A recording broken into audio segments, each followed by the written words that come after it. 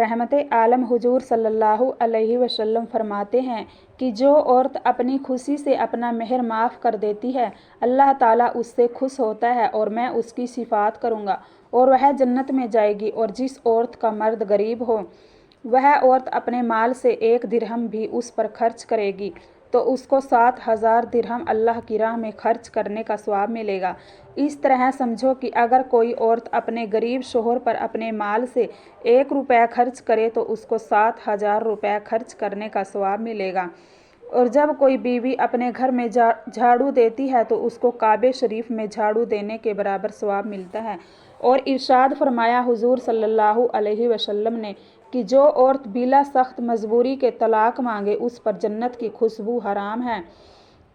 और औरतों को बिला सख्त मजबूरी के तलाक न दी जाए, क्योंकि अल्लाह ताला ऐसे मर्दों और औरतों को पसंद नहीं करता जो बहुत से मज़े चखने वाले हों।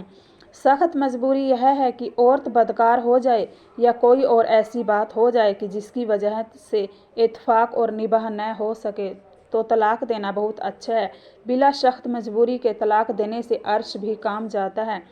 बीवियों, इस हाल को सुनो गौर से, खिदमत शोहर करो हर तौर से, रंज व राहत साथ सबके सब सहो, जो रंजा शोहर की हो उस पर चलो, जन रहे दोजख में वह जलती सदा, जिससे शोहर का न हक होवे अदा।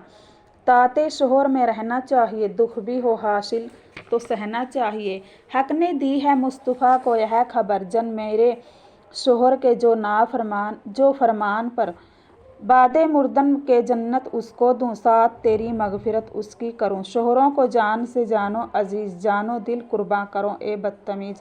नेक जन हर शख्स को अल्लाह दे, दूर सब को सोहबत बद से रखे।